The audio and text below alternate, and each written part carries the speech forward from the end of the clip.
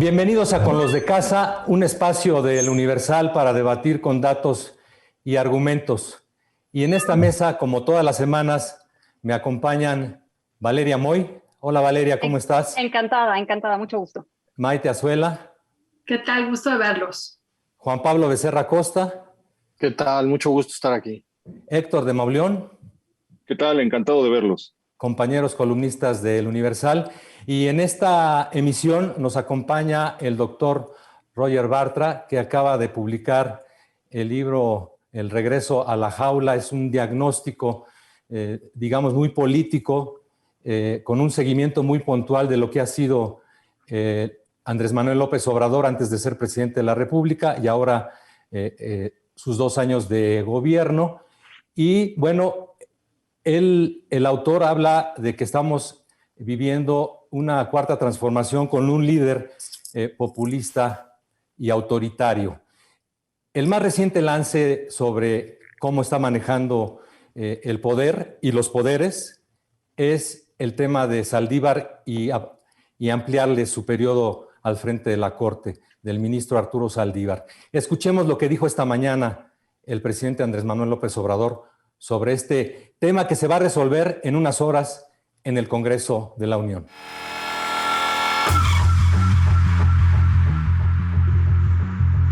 Si se amplía el periodo, que no es reelección del presidente de la Corte, que a la vez es presidente del Consejo de la Judicatura, que es el órgano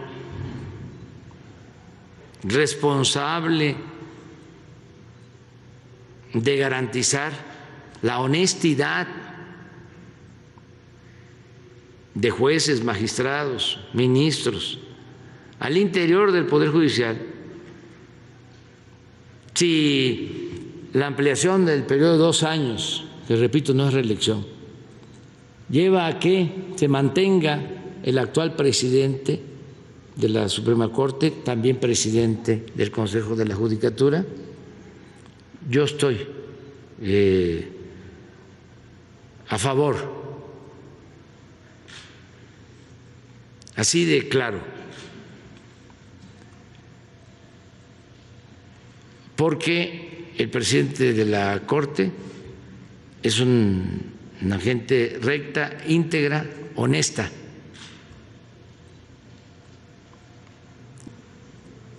Entonces yo sí estoy de acuerdo con la reforma al Poder Judicial, pero también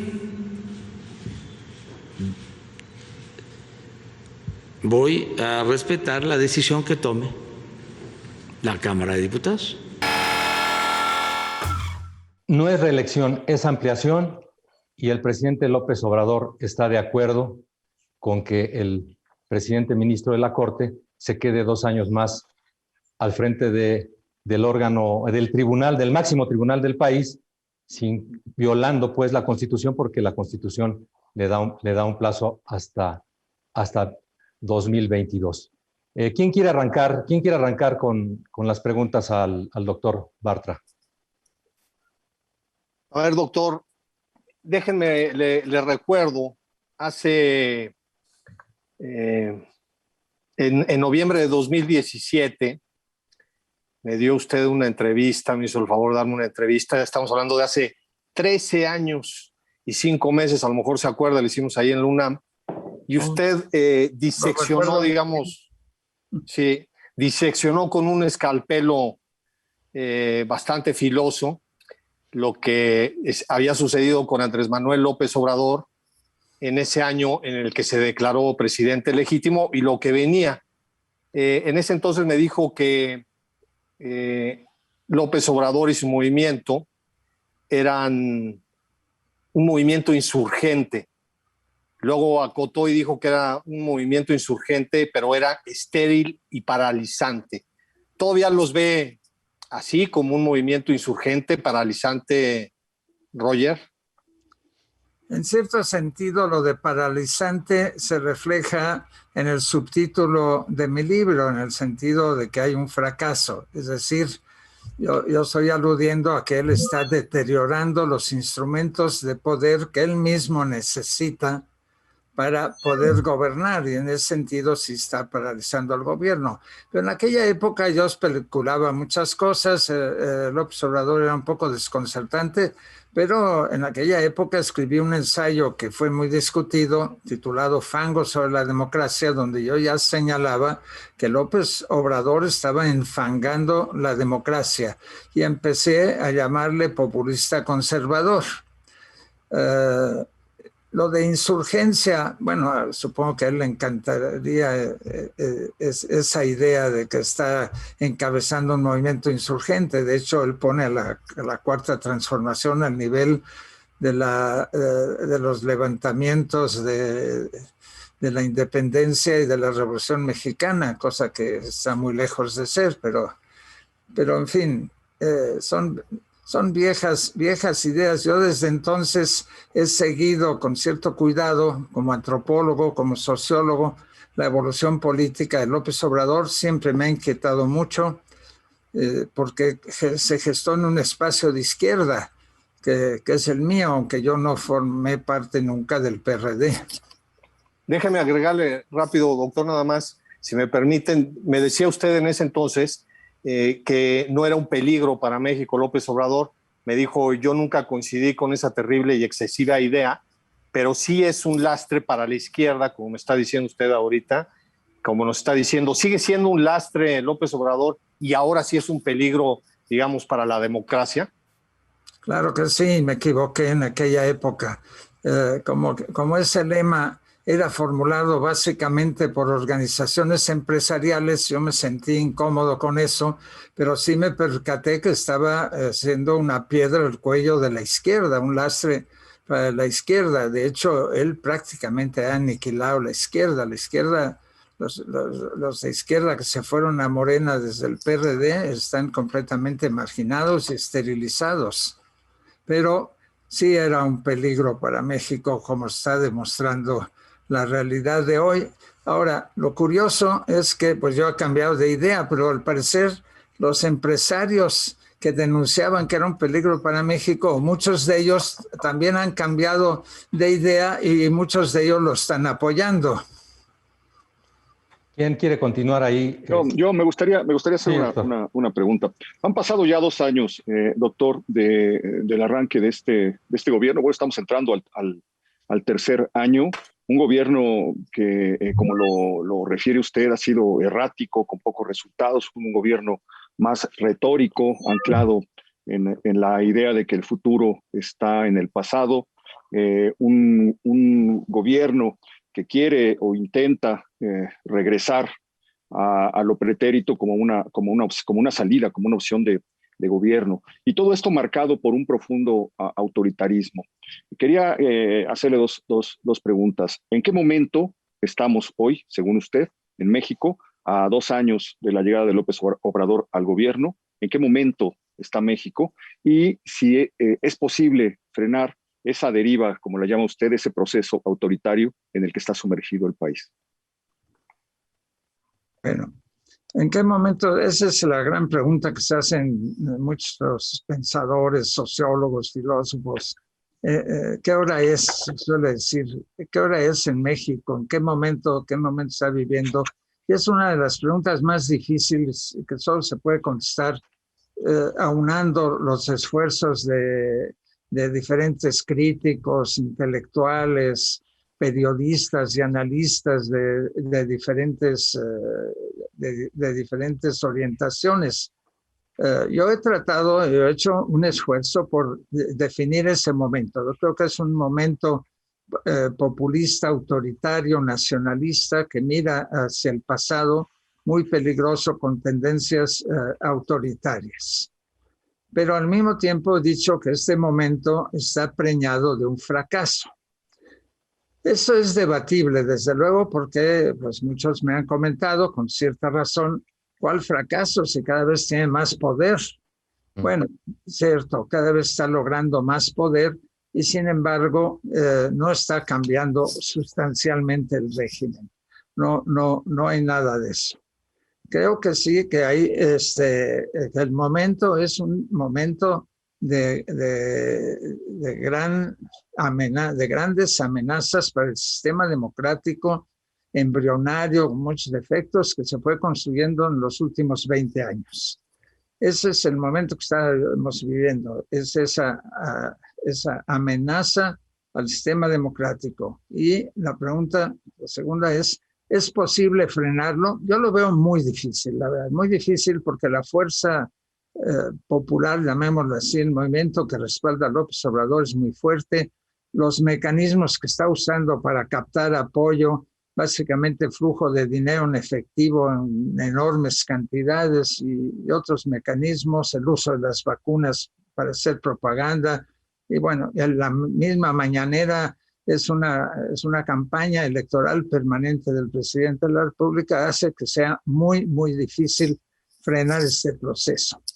Y yo creo pero yo soy medianamente optimista en el sentido que a lo mejor es posible arrebatarle la mayoría abrumadora que obtuvo de manera inconstitucional e ilegal. Eso creo que sí es más o menos posible, y lo tienen que lograr los tres partidos que hicieron los pactos necesarios para la transición democrática. A pesar de todos sus enormes defectos, corruptelas, etcétera, estamos en manos de esos tres partidos y de la masa ciudadana que está empezando, espero, a ver con ojos críticos la situación. Y sobre todo, y eso es de primerísima importancia, además de los partidos, los medios masivos de difusión, los periodistas, los críticos que trabajan en los diarios. Bueno, eso es fundamental, y el propio presidente ha reconocido que esa es la principal oposición, porque él tiene un enorme desprecio a los partidos. Como desprecia a la democracia, pues tira a la basura también los partidos y muchas veces incluye al suyo en esa actitud. Maite levantó la mano, nada más en poner en contexto lo que dice, doctor. Es cierto, la oposición no ha dado la cara, tenemos una oposición muy debilitada, y que ninguno de sus dirigentes, y me refiero a los dirigentes de la alianza, independientemente del partido o Movimiento Ciudadano, pues le hace contraste al presidente con todos los señalamientos que hace día con día. Adelante, Maite. Justo quería reforzar lo que ahorita David señala, doctor, porque veo en el libro un desarrollo de crítica profundísima que acompaño en la mayoría de los niveles sobre cómo el desempeño de Andrés Manuel López Obrador y su gobierno han deteriorado pues ahora sí que las bases de la democracia, pero creo que responsabilizarlo únicamente a él nos puede hacer tener una mirada miope. Creo que me imagino la jaula, y sí me gustaría que nos ayudara vemos quienes entendemos que dentro hay un ajolote, y que usted ve en el ajolote la representación pues de un carácter político mexicano que tiene ciertas características y no es un peje lagarto lo que está en la jaula. Entonces yo le preguntaría, ahí en la jaula, imagina pues el fracaso de Andrés Manuel López Obrador como usted lo ve, independientemente de que en general su percepción sea alta. Pero imagina también a esta oposición que se ha aliado con Morena, porque creo que vale la pena, y lo acabamos de ver en las dos decisiones últimas, independientemente de que tenemos una larga lista en donde la oposición se ha portado pues, con un perfil muy bajo, quizá porque tiene miedo a esta política de estos expedientes que se traen debajo del saco y que se pueden sacar en caso de que la votación en el Congreso no sea como Morena la apunta. Y sí me preocupa pensar que con esa mirada miope estamos apostando a que la oposición tenga más lugares en el Congreso, que eso pues cualquiera que quiere una democracia lo desea por los contrapesos, pero que en realidad de facto no está funcionando, porque la oposición está haciendo un juego permanente de negociación con Morena. Entonces, pues yo me imagino que este ajolote con la bandera del PRI o con la bandera de México nos recuerda a ese prismo al que estamos regresando, en donde el pacto es claramente con el PRI de Peña Nieto, al que no se ha tocado. Yo al presidente lo oigo criticar a los periodistas, criticar a la sociedad civil, pegarle a ciertos empresarios, pero nunca pegarle a los partidos de oposición. Él generaliza sobre sus adversarios, pero con ellos tiene un pacto. Mi pregunta sería, ¿están en esa cárcel estos partidos de oposición? Creo que Maite tiene mucha razón cuando dice que acaso López Obrador no es la única causa o el único responsable de esto que estamos viviendo. Es un poco, yo pondría el paralelo con otro populista, el que afortunadamente ya salió del mapa, el expresidente Trump en Estados Unidos. Trump fue un fenómeno muy especial, pero responde a una antigua tradición populista reaccionaria en los Estados Unidos, muy profunda, muy arraigada, que ha tenido diferentes cabezas a lo largo de décadas. Bueno, yo creo que el presidente López Obrador es el fruto de una antigua corriente populista que se gestó dentro del PRI, una corriente nacionalista revolucionaria que tiene raíces en el sistema político mexicano, sin duda alguna. Tiene raíces en los partidos políticos y sobre todo, desde luego, en el PRI, el viejo partido del nacionalismo revolucionario autoritario. Así que hay una cierta ligazón. De alguna manera, López Obrador triunfó gracias a la reforma, a las reformas que produjeron la transición democrática. La transición democrática fue aprovechada por López Obrador y por eso ganó con la ayuda principalmente, aunque no exclusivamente, del PRI y sobre todo del gobierno de Peña Nieto. Falta analizar los mecanismos concretos como esto ocurrió. Los más evidentes es que sacó de la competencia prácticamente a Ricardo Anaya, pero hay otras cosas que están ocultas. Se ha hablado de un pacto, dudo que haya habido algún pacto, o por lo menos un pacto con el presidente Peña Nieto y López Obrador, lo dudo bastante, pero sí hubo una serie de acuerdos y hubo un flujo masivo de votos priistas que responden a esta antigua tradición. Así que López Obrador es en realidad la continuación de ese viejo autoritarismo y de esa vieja corrupción, porque él se queja mucho de la corrupción de Peña Nieto, de Calderón, de Fox. La peor corrupción en México es la corrupción de esa época que para él es dorada, la época de Díaz Ordaz, por favor, el gran represor, antes López Mateos, Echeverría, López Portillo, eso sí era gran corrupción. La de los tiempos recientes se queda pequeña al lado de aquello, pero era una corrupción que iba acompañada de gran represión, de falta de libertad de expresión. Bueno, una cosa, eso es lo que él representa, y eso es, por ejemplo, es lo que es verdaderamente tóxico y dañino en sus posiciones políticas. Así que él está intentando recuperar esa tradición que yo he simbolizado en la imagen del ajolote, porque cristalizó en el surgimiento de una idea de la identidad nacional, ¿no? Del mexicano, con todas las peculiaridades que describo en La jaula de la melancolía y que yo ahora evoco. Bueno, esa tradición no es él solo, él es una pieza más de todo eso y tiene una base popular que sí siente que ese llamado por ese tipo de política tradicional que no ha desaparecido del sistema político mexicano. Valeria, por favor, sí, adelante. Doctor, yo tengo una pregunta, bueno, tengo muchas, pero quisiera empezar por una. Hay una frase en su libro, algo, perdóneme si la cita es incorrecta, pero algo así como que muchos en su optimismo o en un optimismo desbordado o algo por el estilo, creyeron ingenuamente que la izquierda había llegado al poder. Y una cosa es lo que uno cree en el momento en el que empieza, en el que se toma posesión de un cargo, y otra cosa es lo que uno empieza a ver. Yo reconozco plenamente mis antecedentes en el estudio de la política son nulos, entonces yo veo las cosas desde la perspectiva económica y cuando empiezo a ver lo que está haciendo el presidente, pues para mí es clarísimo que está tomando medidas pues casi que de derecha del libro de texto, ¿no? Una cosa profundamente clara ahí.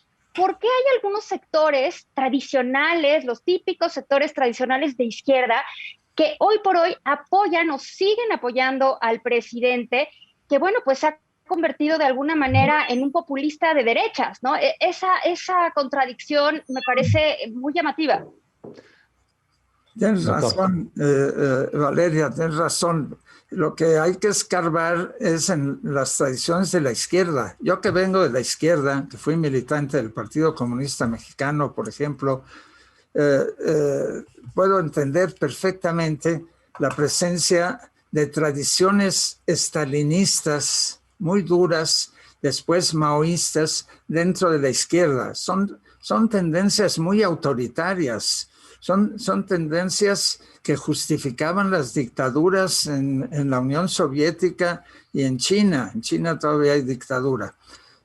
Así que la exaltación de la dictadura de Castro en Cuba. Hay una tradición muy enraizada en la izquierda de exaltación del autoritarismo. Se podría decir que es una especie de tradición reaccionaria dentro de la izquierda. Bueno, de alguna manera esa tradición todavía existe y yo creo que alimenta la imaginación de los pocos, yo creo que son pocos izquierdistas que están todavía en el gobierno propiamente hablando, en el gabinete. Bueno, no creo que haya mucho izquierdista ahí. El más abierto en temas económicos era Ursúa, que se declaró socialdemócrata y no aguantó mucho. El ecologista también, bueno, Toledo. Yo no creo que ahí hay muchos izquierdistas, pero hay dos que tres intelectuales que vienen de la izquierda y que yo explico esto por la presencia de tradiciones antidemocráticas, dictatoriales, stalinistas y maoístas en la izquierda. Así que en la izquierda somos en parte responsables de esto que está pasando. Eso hay que reconocerlo. Ahí López Obrador, a fin de cuentas, se incubó también en un partido de izquierda, el PRD, aunque ahí la izquierda antigua, digamos, era marginal y lo que predominaba era el populismo cardenista, que es el que él hereda directamente. Doctor, antes de pasar la pregunta a Juan Pablo, a quien la quiera tomar, yo quisiera preguntarle, ¿cómo es que Andrés Manuel López Obrador, digamos, toma el PRD? ¿Cómo es, digamos, que engaña a un partido de izquierda haciéndose pasar por un político de izquierda? ¿En qué momento seduce a la izquierda? Porque además en el 2006 y en el 2012 fue con los partidos que se dicen de izquierda, doctor. Bueno, yo no creo que López Obrador haya seducido al PRD, a la izquierda dentro del PRD. Creo que el gran seductor que venía del PRI también, de la izquierda en la configuración del PRD, es Cuauhtémoc Cárdenas. Cuauhtémoc Cárdenas viene de la tradición populista priista, pero de esa tradición inaugurada por Lázaro Cárdenas, que tenía fuertes inclinaciones hacia la izquierda. Y por ese motivo, una parte de la izquierda, incluyendo a los que venían de tradiciones radicales, comunistas, trotskistas, maoístas, aceptaron esa alianza, pero el que la pactó fue Cuauhtémoc Cárdenas. En aquella época, López Obrador estaba a la sombra de Cuauhtémoc Cárdenas. Después lo hizo a un lado, le jugó bastante mal, lo marginó, pero ya la izquierda, los de izquierda ya que habían quedado atrapados en esa cápsula que era el PRD, claro, y atrapados por la idea, bueno, la realidad más bien de que López Obrador tenía mucho éxito y jalaba muchos votos y le daba por lo tanto mucho poder al partido. Y entonces se resignaron poco a poco los que quedaron de izquierda ahí, incluyendo corrientes más o menos socialdemócratas más o menos importantes dentro del PRD, acabaron resignándose. Yo tenía mucha relación con ellos y siempre les aconsejé que rompiesen con López Obrador porque eso iba a ser una desgracia. No lo quisieron hacer. Bueno, el motivo, los votos, la popularidad de López Obrador, todo esto que sabemos. Y ahí quedó encerrada en una trampa esa pequeña parte de la izquierda y algunos siguieron a López Obrador, a Morena, y ahí están también atrapados pues en una jaula realmente. Héctor, querías... Sí, no, desde luego es que no podemos pensar en el PRD como algo ya hecho, como un partido de izquierda, sino obviando o dejando de lado el componente priista que lo formó y lo nutrió.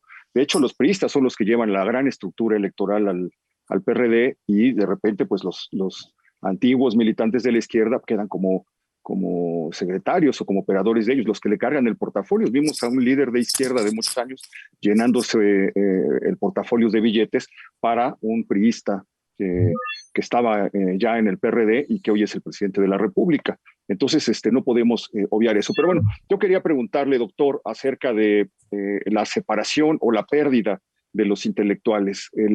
Lo que conocemos como los intelectuales se ha apartado, se ha alejado del proyecto de López Obrador. Incluso muchos de los que apostaron en un principio por la transformación que él estaba prometiendo cayeron en el desencanto paulatino, han estado cayendo en manifestaciones ya de arrepentimiento. Y al mismo tiempo vemos una especie de alejamiento también de la clase media del proyecto político de López Obrador. Estas dos cosas, ¿cómo podrían impactar su proyecto, su gobierno? ¿Cómo los intelectuales proyectarán o están proyectando esto, y cómo se va a leer esto en el futuro?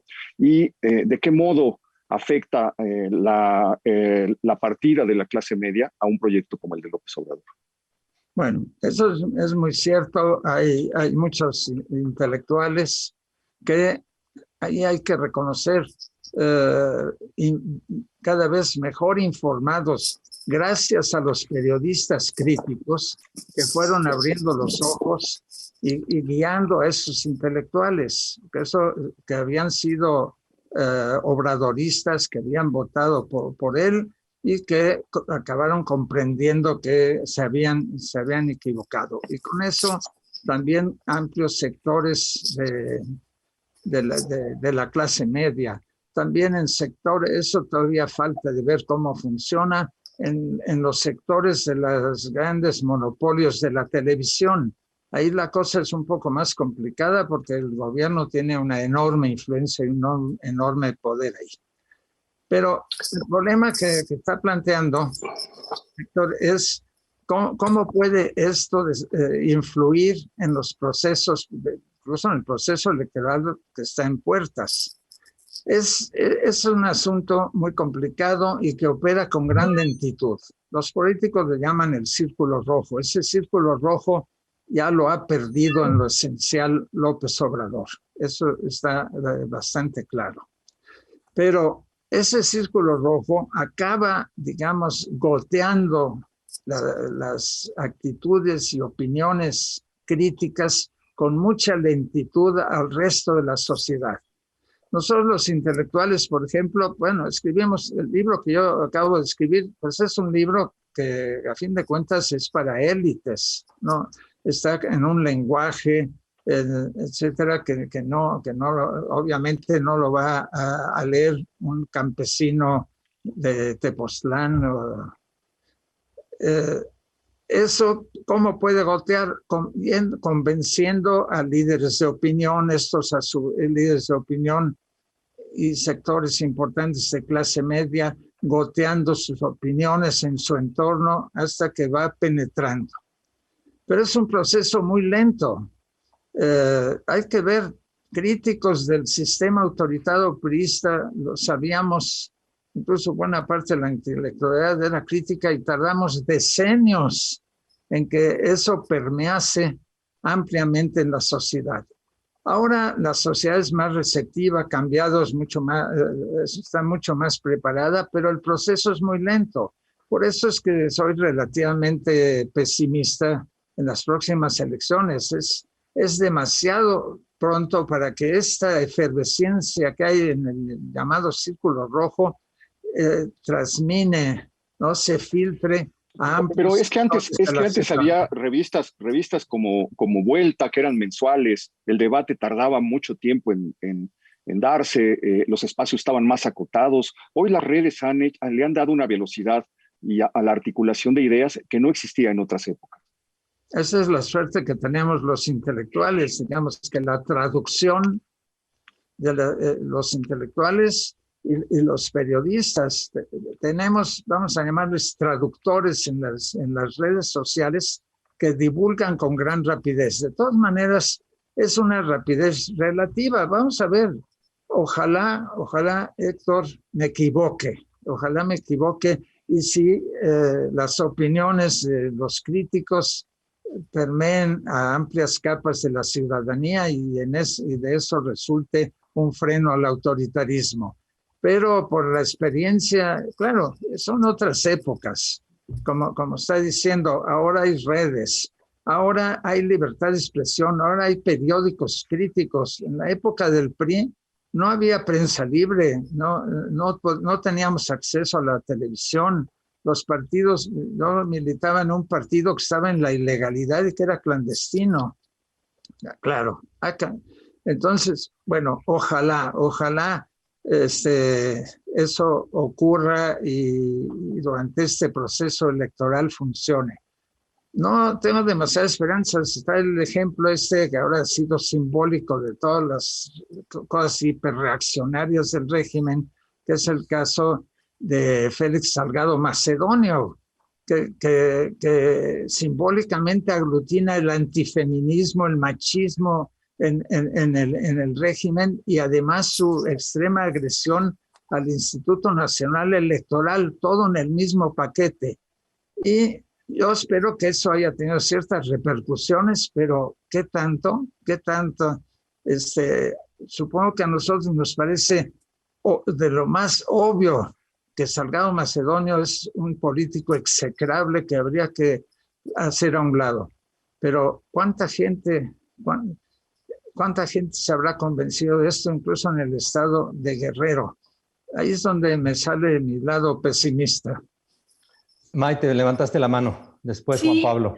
Es que me surge una pregunta de inmediato cuando pienso, si permeara la crítica de lo que ha sido la Cuarta Transformación y de cómo pues, se ha fortalecido frente a la opinión pública, pero además cómo trae un brazo derecho que no habíamos visto ni siquiera en el régimen priista tan a la luz, que es el acompañamiento de las Fuerzas Armadas, y hoy mismo el Universal sacó una nota en donde enseña marinos y militares entregando programas sociales de mano propia. Entonces creo que este es un actor nuevo al que también le han dado el aval PRI, PAN, PRD. Y mi pregunta es, ¿diríamos que permeó la crítica cuando se vota a favor de esta oposición que en realidad no actuó de facto como tal en esta Cuarta Transformación?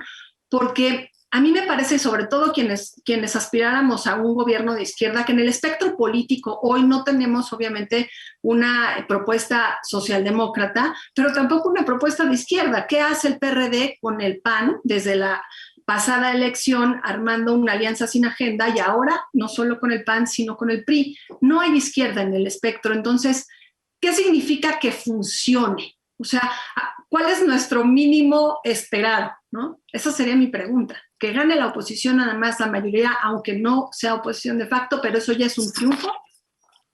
Doctor. Maite, estoy completamente de acuerdo. Yo estoy convencido, así lo expreso en mi libro, que la izquierda ha prácticamente desaparecido del panorama. Donde más núcleos de izquierda quedan es en la sociedad civil, dispersos, desorientados, algunos intelectuales, bueno, gente suelta. La que quedó en los partidos, bueno, en el PAN no creo que haya izquierda, en el PRI lo dudo mucho, en el PRD hay algo, pero está golpeadísima, y en Morena es una izquierda esterilizada. Así que por ahí no veo ninguna esperanza, y por eso hay tan poca respuesta a esto que acaba de mencionar, la militarización. Les puedo contar algo. Yo recibí la segunda vacuna el lunes, este lunes pasado, en Ciudad Universitaria. Y ahí, bueno, todo funcionaba bastante bien, pero había elementos de la Marina ahí custodiando no se sabe qué, porque el grueso de las vacunas no está ahí, y en la entrada y en la salida había unos soldadotes, unos marinos con un fusil ametrallador realmente impresionante, que uno dice, bueno, ¿cómo es posible? Yo como universitario me sentí desde luego indignado, yo sentí un movimiento de repulsión. Claro que la masa de gentes de la tercera edad que estábamos ahí vacunándonos no son universitarios. Hay una reacción de la izquierda ante eso muy poco, hay poca sensibilidad. Yo creo, para mi desesperación, que la izquierda ha prácticamente desaparecido y yo no sé si va a poder reciclarse en un futuro no demasiado lejano, pero soy también en esto muy pesimista. Juan Pablo, si me permites primero, Valeria, y luego te doy la palabra a ti. Por favor, Valeria. Perdón, Juan Pablo, ya te mandaron al último. Ya me marginó David Aponte. Ya te marginaron, perdón. Los últimos serán los primeros. Exacto. Una pregunta que me surge de una frase de nuevo de su libro. Menciona que la peor dependencia que puede tener un país no está basada en el comercio, no está basada en el intercambio de bienes extranjeros, sino que la peor dependencia radica en la pobreza y en la falta de educación de la mayoría de la población. Y lo que hemos visto en este par de años, yo sé que el presidente López Obrador llegó un poco impulsado por una agenda para combatir la pobreza o para aminorar la pobreza y por supuesto también el tema de desigualdad, pero lo que hemos visto en este par de años es que las cifras de pobreza se incrementan. Claro, por un lado está el tema de COVID, pero al final del día hemos visto que las cifras de pobreza se incrementan, el empleo se está precarizando y ya empieza uno a pensar que quizás este sea el objetivo, porque una cosa es que suceda, una cosa es que pase, pero otra cosa es cuando ya parece que es a propósito, que parece que ya es guiado y que esta dependencia se está forjando para generar dependencia de los programas sociales a los que siempre se les da un uso electoral y que al final del día tengamos un país que siga estas vías hacia más deterioro. Sinceramente me parece muy preocupante, pero me gustaría tener su punto de vista. Sí, bueno, no estoy muy seguro que haya una inteligencia maquiavélica detrás de López Obrador o en la cabeza de López Obrador que piense que hay que mantener las tasas, los porcentajes de pobreza, porque eso significa más apoyo. En la época priista también era bastante evidente que el apoyo venía de los sectores más pobres, sobre todo del campo, y que el proceso de industrialización, de urbanización, estaba minando las bases del PRI. Eso efectivamente lo que ocurría. No creo que haya ese maquiavelito ahí detrás de la cabeza de algunos de los políticos, pero no dudo que en la práctica cotidiana estén aprovechando esa situación desgraciada que estamos viviendo. Y la están aprovechando, simplemente basta contrastar lo que se haría desde una perspectiva socialdemócrata, que es la constitución de instituciones de educación y salud pública al más alto nivel y dotadas de un presupuesto inmenso, a flujos monetarios directos a la población que evidentemente alivian algunas de las tensiones de las personas, masivamente los de la tercera edad, los campesinos o más o menos campesinos que reciben un salario por sembrar arbolitos de una manera extremadamente precaria, como sabemos. Entonces, están aprovechando la situación. En ese sentido, se están poniendo el anillo en el dedo. No creo que lo hayan maquinado así. Bueno, no los conozco lo suficiente al observador, ni siquiera lo conozco personalmente, así que no lo veo con una inteligencia maligna y maquiavélica maquinando esta situación, pero seguro que se están aprovechando de eso, tal como dice. Juan Pablo, y cuando terminemos con esta, iniciamos una última ronda para ir cerrando. Gracias, Juan Pablo. Está tu micrófono apagado. Tu micrófono. Y ya está. Decía Ajá. Que así le hace López Obrador, él le quita la palabra a los críticos.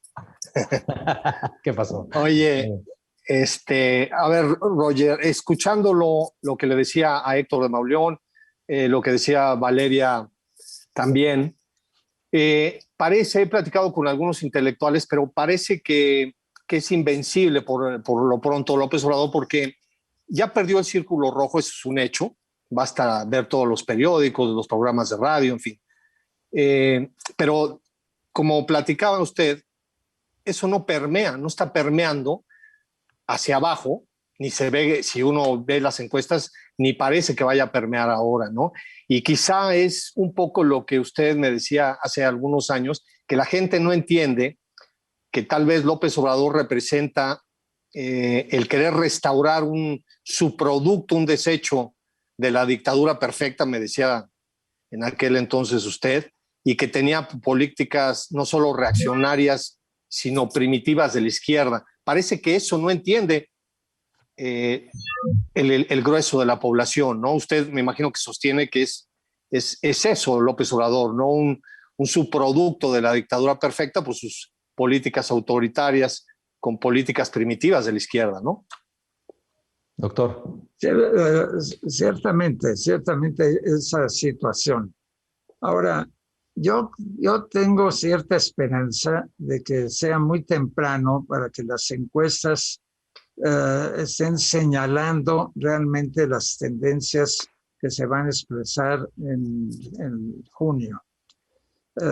Porque es una elección muy compleja y no hay capacidad financiera para hacer encuestas en los 300 distritos electorales, en las grandes circunscripciones, para poder determinar con cierta precisión cuántos distritos va a ganar cada partido. Es muy difícil y por lo tanto creo que ante esta elección vamos a estar ante una incógnita muy grande.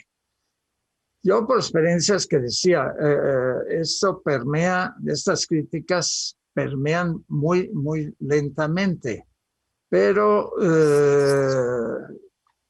quién sabe, vamos a ver, yo no he perdido completamente, yo soy pesimista por naturaleza, pero no he perdido completamente la esperanza de que esta política tan agresiva, sobre todo la austeridad suicida que ha implementado, esa actitud de desmadrar las estructuras gubernamentales, de afectarlas seriamente, no tenga alguna consecuencia en la popularidad del observador. De hecho, sí ha ido bajando lentamente su popularidad.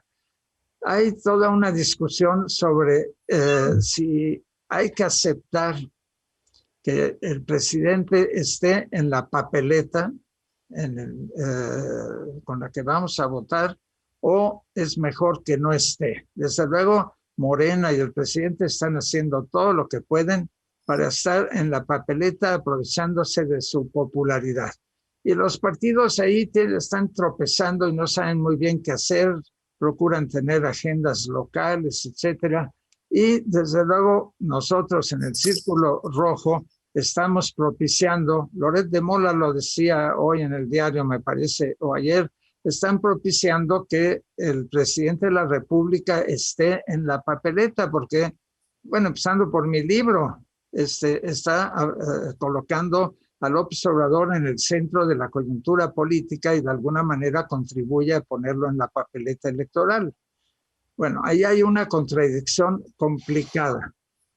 Vamos a ver si se logra erosionar lo suficiente la figura presidencial para que eso afecte en cada distrito electoral, en cada municipio donde hay elecciones y en los estados donde hay elecciones para gobernador. Vamos a ver. Para ir cerrando, Héctor, ¿quieres una última pregunta? Sí, tendría que ser algo relacionado con una especie de definición del carácter político o social de los mexicanos, doctor, en términos de que López Obrador ha dejado a su paso en estos 2 años una infinidad de sectores golpeados. Están golpeados los médicos, están golpeados los abogados, están golpeados los académicos, los científicos, los artistas, los burócratas, los enfermos, de todo. hay 500,000 muertos, cerca ya de 500,000 muertos por la pandemia ya admitidos, hay 7 ciudades mexicanas entre las más violentas del mundo, hay una cantidad desmesurada de muertos por la violencia en estos 2 años, y hay lo que usted ha denominado las instituciones desmadradas por la 4T, y hay un misterio. El misterio es del que hablaba Juan Pablo, que las encuestas no parecen reflejar todavía esta incomodidad o esta insatisfacción, este dolor, este sufrimiento, los efectos de esta sangre. ¿Cómo explicar este misterio y en términos de qué nos dice de nosotros los mexicanos todo esto? Es una situación muy compleja, porque evidentemente no solamente se ha desmadrado el gobierno, ha habido una gran desorganización, una gran agresividad hacia muchos sectores. El más espectacular fracaso es seguramente el de la seguridad. Eso es una cosa, la militarización no ha servido para nada, no se ve que haya ningún cambio. Y no obstante, la masa de la población no ve con malos ojos la presencia del ejército. Yo podría especular, muchas encuestas en los últimos años han mostrado que las inclinaciones predominantes en la ciudadanía mexicana son de derecha y conservadoras.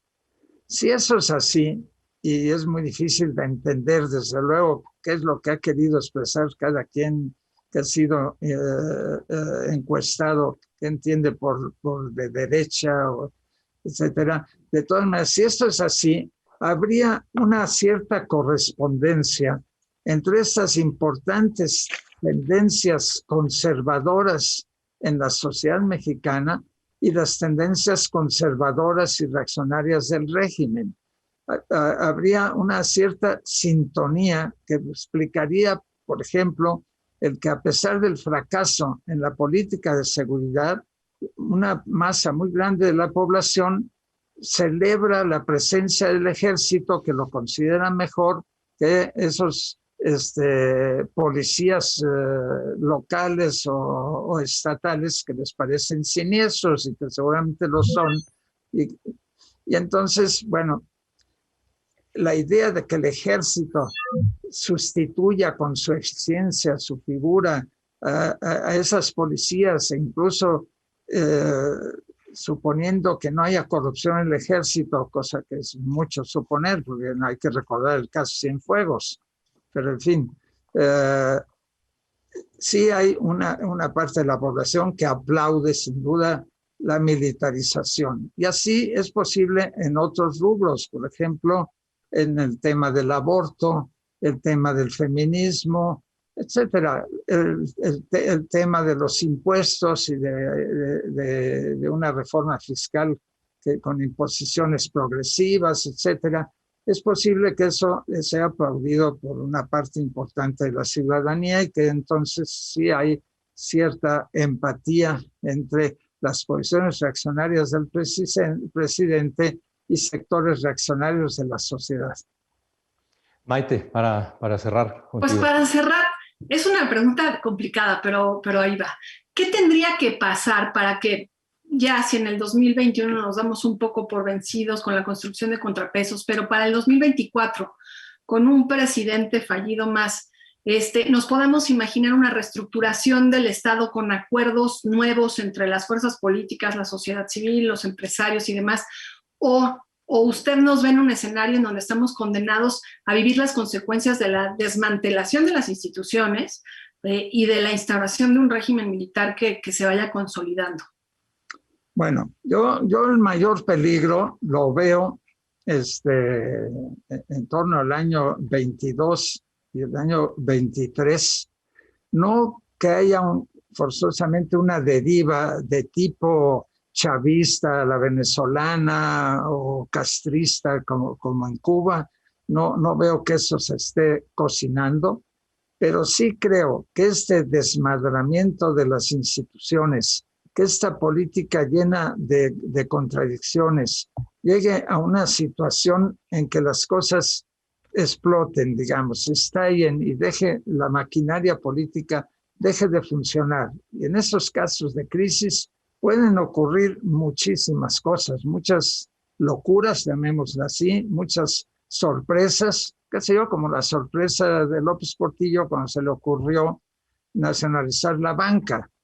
Bueno, él era un filocomunista, López Portillo, escondido, no, pero tuvo esa ocurrencia que parecía de izquierda. Bueno, fue un desastre total, sin duda alguna. Ese tipo de desastres yo creo que son previsibles y esas son situaciones en las cuales no se sabe qué puede pasar, porque no se sabe qué actitudes van a tener los militares, qué actitudes van a tener los diferentes partidos, si se va a dividir Morena, si no. Vamos a ver, va a haber una prueba si es que nos encaminamos en el año 22 a un referéndum ligado a la permanencia de López Obrador a la presidencia. Ahí va a haber otro momento de tensión importante y que si las cosas siguen marchando tan mal, puede haber una situación así, digamos, salidas paranoicas, locas, peligrosísimas, porque no podemos preverlas de ninguna manera. Podemos prever que hay un contexto minado, peligroso, pero puede pasar cualquier cosa e incluso puede no pasar nada. Pero esa es la situación. Valeria. Doctor, yo quiero hacerle una última pregunta para regresar un poco al principio con lo que habría David. ¿Cuál es su lectura de lo sucedido con el caso Saldívar? ¿Por qué se hizo? Porque la forma en la que se hizo, así metiendo de la nada un artículo transitorio, pues por un lado quieren dar un poco la impresión de, ay, lo hicimos sin querer, pero por otro lado uno no puede no pensar que hay un plan maquiavélico atrás de todo esto. ¿Cómo lee usted lo que está sucediendo en ese caso específico? Bueno, en ese caso específico creo que sí hay una acción del gobierno y del observador que quiere amarrar al ministro, a Saldívar, para que lo siga más o menos apoyando de esa manera tan extraña con que lo ha hecho. Yo creo que ahí sí, no sé si sea maquiavelismo. Es posible que la manera tan retorcida a través de un diputado del partido, de un senador del Partido Verde, sea porque prevían resistencia dentro de las filas de Morena, como efectivamente ha ocurrido cuando Pablo Gómez ha señalado que eso no cree que esa idea pueda volar muy lejos. Tal vez esa cosa retorcida que parece maquiavélica simplemente era una maniobra interna. Es posible que fracase o que no, o que haya una solución como la que logró justamente Saldívar cuando se enfrentó al tema del plebiscito, del referéndum sobre los expresidentes.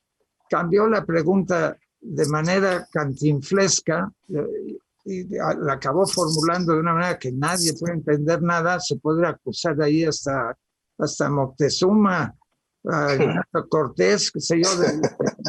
Es una ridiculez total, pero se ve que la situación es tan tensa que están dispuestos a ese tipo de ridiculeces. Y eso es lo que está pasando ahora. Hay una tensión muy grande. Vamos a ver qué pasa en la Cámara de Diputados y vamos a ver qué acaba, si el ministro Saldívar se va a tragar ese sapo, en caso de que te lo pongan encima en el plato, en la mesa. Juan Pablo, ya tienes la mesa puesta. Anda. Gracias. Roger, retomando lo que parece más evidente que va a suceder en las elecciones o que podría suceder, y escuchando lo que ha dicho usted, es como rumbo al 23 que mencionaba, rumbo a 2023, es como si después de estas elecciones estuviéramos en riesgo de tener al Andrés Manuel López Obrador más fundamentalista, sin fundamentos, y cuyo único dogma es el mismo, algo realmente preocupante, ¿no? Esa situación que está describiendo le he llamado el poder impotente. Es esa paradoja que parece que está minando al gobierno, un enorme poder que al mismo tiempo es impotente. Es un motor que no para de andar, por ejemplo en las mañaneras, no para de caminar, pero está dando vueltas en el vacío, no está impulsando gran cosa. Cosas marginales. El cambio más importante que ha habido realmente es la militarización. Ahí sí hay un cambio, no de régimen, desde luego, pero sí hay una modificación extremadamente peligrosa y dañina. El resto es bastante folclórico, desde mi punto de vista, bastante superficial, genera muchas chispas, pero a fin de cuentas, si logran efectivamente que el periodo de Saldívar se amplíe un par de años, pues será más o menos como ni siquiera tan malo como lo que ya ocurría en los años de la dictadura perfecta, que el gobierno, el poder ejecutivo controlaba totalmente al legislativo y al judicial. Doctor, antes de terminar, me gustaría hacerle una pregunta porque en estos días que ha estado dando entrevistas, nos dio una recientemente a nosotros, habla de que los ataques que salen de Palacio Nacional podrían generar odio o miedo, si es que lo entendí bien. ¿Qué le genera al Círculo Rojo? ¿Odio o miedo? ¿Y a usted qué le genera este tipo de ataques? Porque además, incluso con usted ha personalizado el ataque.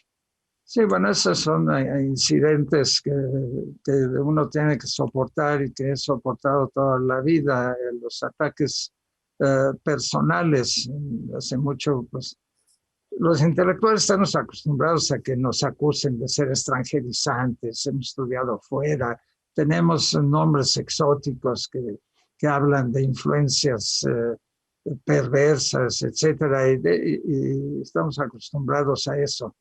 De tal manera que odio, yo no percibo en las filas de los intelectuales odio al presidente de la República o odio a los políticos del régimen, ¿no? del gobierno. Percibo de vez en cuando miedo. Miedo sí, porque cuando el presidente de la República, con todo el poder que tiene, con un poderoso micrófono que abarca a miles y miles, no es que millones, agrede a un intelectual, agrede a un periodista, agrede a un diario. Bueno, uno siente miedo de que, a pesar de que siempre va acompañado de la idea de que con todo respeto, que hay libertad, etcétera, uno no deja de sentir cierto miedo de que esas palabras se traduzcan en acciones agresivas. Pero también puede ser mera retórica. También el presidente, que al parecer es el único intelectual orgánico que tiene la 4T, o por lo menos el único que se expresa cierto, aparentemente, odio a los conservadores. Él vive en la guerra del siglo XIX entre conservadores y liberales y se ha creado una fantasía dentro de su cabeza completamente ridícula, pero seguramente la vive y es posible que sí haya desarrollado, no sé, yo no lo conozco personalmente, ciertos odios, ¿no? Bueno, de alguna manera es posible que los políticos del siglo XIX odiasen a Maximiliano, o por lo menos decían que lo odiaban, pero yo espero que todo eso no sea más que retórica y que los mecanismos democráticos prevalezcan y se impongan aún ante una actitud tan desmesuradamente autoritaria como la del presidente actual. Doctor, muchísimas gracias. Me quedo con esta última idea que usted dice que prevalezcan los mecanismos de nuestra joven democracia y le propongo quizá vernos después de la elección para hacer un nuevo análisis sobre los resultados. Y nada más me resta agradecerle por estar con nosotros con los de casa y desearle mucho éxito con este libro que, como decía al principio, nos pone en contexto quién es Andrés Manuel López Obrador, porque usted lo ha seguido durante todo todo este tiempo. Muchísimas gracias, doctor Roger Pues yo Bartra. quiero también dar las gracias a todos ustedes, a quienes sigo atentamente, lo que piensan, lo que hacen, lo que escriben. Los respeto mucho, son muy inteligentes y tienen que saber que influyen mucho en los intelectuales que trabajamos en estos temas. Muchas gracias a ustedes.